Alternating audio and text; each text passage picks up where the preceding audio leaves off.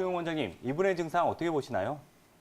네, 시청자님께서는 한 달 전에 갑자기 어지럼증이 생기셨고 또 병원에 가셔서 정전신경염 진단을 받으셨는데요. 이 전정신경이라는 기관은 귀 속에서 우리 몸의 평형을 담당하는 기관입니다. 그런데 과로를 하시거나 아니면 감기를 앓으시고 난 다음에 이 전정기관에 바이러스가 이제 침투가 되면은 전정신경염이 발생하게 되는데요. 이 전정신경염이 발생하면 갑자기 세상이 빙글빙글 도는 것 같이 어지럽고요. 굉장히 많이 어지럽습니다. 그리고 속이 울렁울렁거리고 구토를 하기 때문에 응급실에 가시는 분들도 많고요.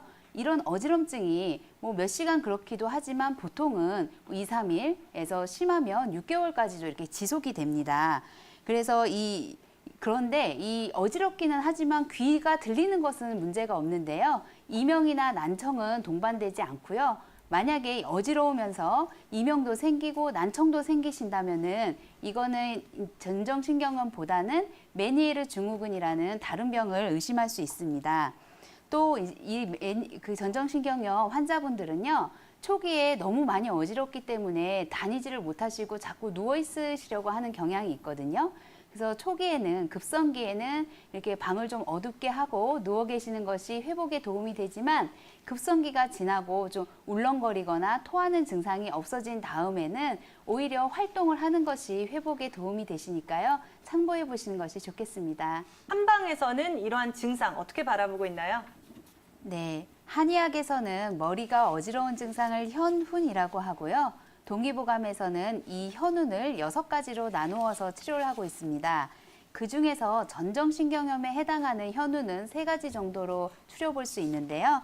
풍훈, 담훈, 그리고 허훈이 이 전정신경염에 해당한다고 볼 수 있습니다.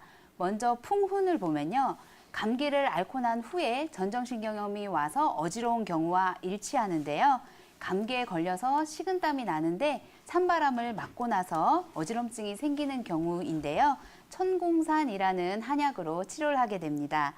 두 번째는 다문인데요. 전정신경염처럼 어지러우면서 속이 울렁울렁거리고 또 구토를 하게 되는 증상인데요. 평소 소화기가 안 좋거나 담적이 있는 분들에게 잘 생기고요. 한약재인 바나나, 천마가 들어가는 한약을 써서 치료하는 어지럼증입니다. 세 번째는 허훈인데요. 과로를 하거나 또 기운을 많이 써버려서 허해져서 생기는 어지럼증인데요. 보중이키탄 같은 보양료를 써서 치료하는 어지럼증입니다. 또 특히 연세 있으신 분들 중에 아침에 일어났을 때 좀 어지럽다가 시간이 지나면 저절로 괜찮아지시는 경우가 바로 이 허운에 많이 속하고요.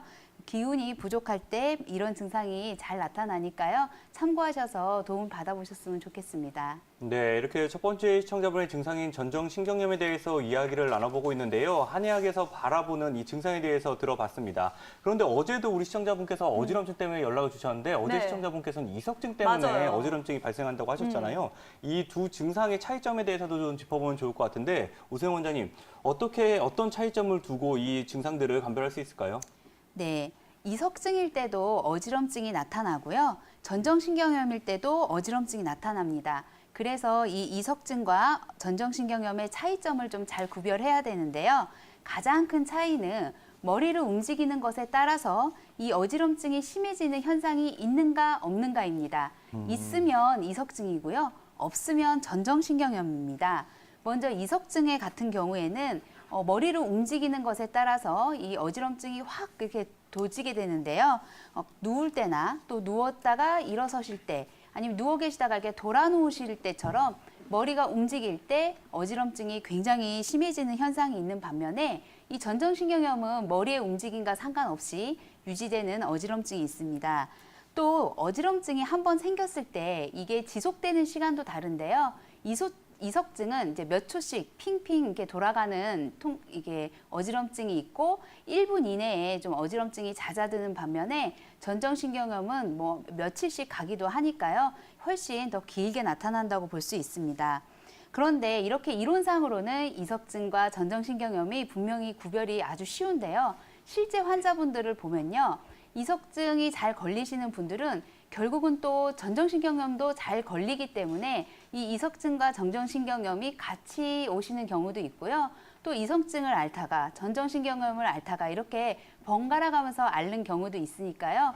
어지럼증을 치료할 때는 이 이석증과 전정신경염을 두 가지 동시에 모두 다 고려해서 치료해야 하는 것이 좋습니다. 전정신경염 같은 경우에는 어떻게 예방을 하면 재발을 좀 방지할 수 있을까요? 이석증이나 전정신경염이 한 번 생기셨던 분들은 재발을 아주 잘하기 때문에 평소에 건강관리에 신경을 좀 쓰셔야 하는데요. 가장 중요한 것은 과로하지 않고 또 충분한 숙면을 취하시는 건데요. 만약 불면증이 있으셔서 숙면을 취하기 어려우시면 이 어지럼증이 또 금방 재발할 수가 있기 때문에 불면증 치료를 또 받으시는 것이 좋을 것 같고요. 또 스트레스나 정서적인 문제도 이 어지럼증을 악화시키는데 아주 중요한 역할을 합니다. 그러니까 이 우울증이나 불면증, 불안증이 있으신 분들은 치료를 받으시고 또 스트레스 관리도 좀 적절하게 하시는 것이 필요하고요. 또 만약에 이 전정신경염이 있으셨을 때 이 울렁거림이 심하고 구토가 심하셨던 분들이라면 평소에 소화기가 안 좋거나 담적이 있었을 가능성이 굉장히 높습니다. 그래서 평소에 이 소화기를 튼튼하게 하는 치료를 미리 받아 놓으시면 이 전정신경염의 재발을 막는 데 도움이 되실 수 있을 것 같습니다.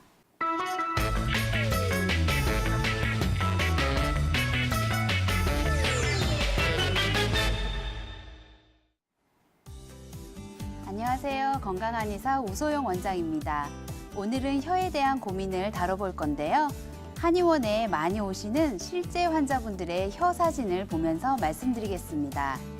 제일 먼저 혀의 백태인데요. 혀에 백태가 많이 생기면 입이 마르고 입이 텁텁하고 또 입냄새가 나기도 하는데요. 이 백태는 몸이 안 좋아서 생기는 것이기 때문에 혀를 많이 닦으신다고 해도 잠깐만 없어질 뿐 금방 다시 생깁니다. 그래서 백태를 없애고 싶으시면 근본적인 치료를 하셔야 하는데요. 구강 건조증이 있으신 분들, 또 몸에 순환이 잘 안 되시는 분들, 또 위장이 안 좋으신 분들에게 이 백태가 많이 생기기 때문에 이 부분에 중점적인 치료가 필요합니다. 두 번째는 혓바닥이 갈라지는 혀갈림증, 균열설인데요. 사진 보시면 혓바닥이 많이 갈라져 있으시죠? 이렇게 혓바닥이 갈라지는 이유는 논바닥이 갈라지는 이유와 똑같습니다. 논에 물이 없는데 햇빛이 쨍쨍 내리쬐면 논바닥이 갈라지듯이 몸의 진액이 마른 상태에서 열이 많으면 혓바닥이 갈라지게 되는데요. 처음에는 혓바닥이 갈라져도 아프지는 않지만 점점 심해지면 심해질수록 혀가 더 심하게 갈라지면서 따갑고 쓰리고 아픈 증상이 생기게 되는데요. 치료는 몸에 부족한 진액을 보충해주고 남은 열을 조절하는 치료를 하게 됩니다. 세 번째는 혀 가장자리에 이빨 자국이 생기는 치흔설인데요. 자, 사진을 보시면 혀 가장자리가 울퉁불퉁하죠? 이런 자국들이 바로 혀가 이빨에 눌려서 생기는 자국인데요. 이런 것들을 치흔이라고 부릅니다. 이런 치흔이 생기는 원인은 혀가 부어서 정상보다 커져 있기 때문에 이빨에 눌려서 생기는 경우도 있고요. 또 혀 자체의 탄력성이 떨어져서 생기는 경우가 있는데요. 이 치흔도 처음에 생길 때는 불편한 증상이 없지만 심해지면 이 혀가 이빨에 닿는 부분이 쓸려서 쓰리고 아프다든지 또 이 부분에 구내염이나 설염이 자주 생긴다든지 하는 불편한 증상이 나타나실 수 있습니다. 치료는 혀의 붓기를 빼서 혀의 크기를 정상적으로 만드는 것이 필요하고요. 또 불면증이 있는 경우도 혀 끝에 치흔이 나타나기 때문에 불면증 치료가 필요한 경우도 있습니다. 네 번째는 혀에 화끈거리는 통증이 느껴지는 구강자결감 증후군인데요. 구강자결감 증후군이 생기면 혀뿐만 아니라 잇몸이나 입술, 입천장, 목구멍 안쪽까지 마치 고춧가루를 뿌려놓은 것처럼 화끈화끈거리고 따갑고 쓰라린 통증이 나타나게 되는데요. 처음에는 고춧가루 들어간 음식처럼 매운 것이나 짠 것을 먹을 때만 혀가 아프지만 점점 하루 종일 혀가 아프게 되는데요. 그래서 결국 식사를 잘 못하게 되시는 경우가 많고요. 또 이 혀가 아픈 것 때문에 우울증이나 불면증, 또 불안증이 생기기도 하십니다. 그래서 다음은 마지막으로 많은 분들이 걱정하시는 서람인데요. 혀에 생기는 암이죠. 자, 이 사진 중에 어디에 서람이 있을까요? 자, 혀 깊숙한 곳에 노란 동그라미가 쳐진 곳 안쪽에 서람이 있으신데요. 이 환자분도 처음에 한의원에 오실 때 이게 서람이라는 생각을 못 하시고 그냥 구내염이 오래가는 줄만 아셨던 케이스입니다. 이렇게 본인이 서람이 있으신데도 서람인지 모르고 구내염인 줄 알고 계셨다가 뒤늦게서야 발견되는 경우가 종종 있으니까요. 만약에 이 구내염이 같은 자리에 한 달 이상 지속된다면 구강내과나 한의원에 들러서 좀 진찰을 받아보시는 것이 좋으실 것 같습니다. 여기까지 혀에 대한 고민 5가지를 알아봤는데요. 이 외에도 입이 마르는 구강 건조증이나 또 중풍이 아닌데도 혀가 뻣뻣해지면서 발음이 어눌해지는 발음장애 등 여러 가지 문제로 한의원에 오고 계시는데요. 한의원에 오시면 혀질환 치료뿐만 아니라 혀를 보고 몸 전체의 건강 상태까지 진단하고 치료할 수 있으니까요. 혀에 대한 고민이 있으신 분들은 한의원에 오셔서 진찰을 받아보시길 바랍니다. 이상 건강한의사 우소영 원장이었습니다.